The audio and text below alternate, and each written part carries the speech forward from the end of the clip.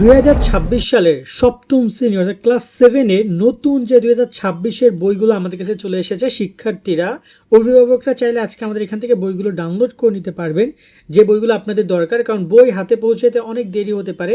আপনারা চাইলে অনলাইন থেকে ক্লাস 7-এর সকল বই, যেটা 2026-এর জন্য তৈরি করা নতুন সিলেবাস বা নতুন অনেক টপিক যুক্ত করা হয়েছে, সেই বইগুলো আপনারা ডাউনলোড করতে পারবেন। কীভাবে ডাউনলোড করবেন চলুন আমরা একটা একটা করে দেখিয়ে দিই।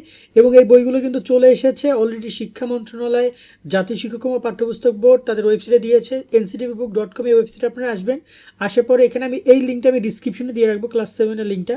এখানে আপনার আসার পরে এই যে ক্লাস 7 রয়েছে, ক্লাস 7-এর এই যে সবগুলো বই এখানে রয়েছে, তাদের সবগুলো বইয়ের নাম সহ টোটাল মনে হয় 22টি বই রয়েছে তাদের।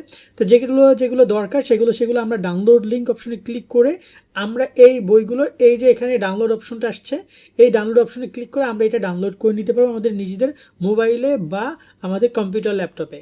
এছাড়া তাদের একটি মোবাইল অ্যাপস রয়েছে, বোর্ড বুক 2026। এই অ্যাপসটা আমরা যদি ইনস্টল করে নেই তাহলে কিন্তু এখানে আমরা এই যে ক্লাস সপ্তম শ্রেণীর বই নামে একটা অপশন পাবো। এখান থেকে আমরা চাইলে তাদের এই বইগুলো ডাউনলোড করে নিতে পারবো।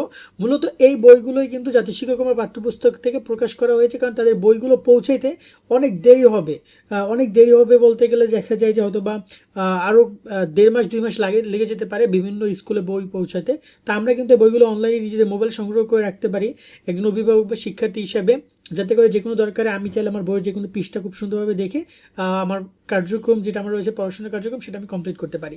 তো বইগুলো ডাউনলোড করার জন্য আমি ডিসক্রিপশনে ওয়েবসাইট লিঙ্ক, সরাসরি বই এখানে ডাউনলোড করা যাবে। এছাড়াও অ্যাপস লিঙ্ক দিয়ে দিব, অ্যাপসে ডাউনলোড করে অ্যাপস থেকেও বইগুলো দেখা যাবে। তবে অ্যাপসের সুবিধা হবে যে একসাথে সবগুলো বই মানে একদম সিরিয়াল বাই পাওয়া যাচ্ছে, যাতে করে আলাদা বারবার মেমোরিতে যাওয়া লাগছে না বা অন্য কোথাও যাওয়া লাগছে না।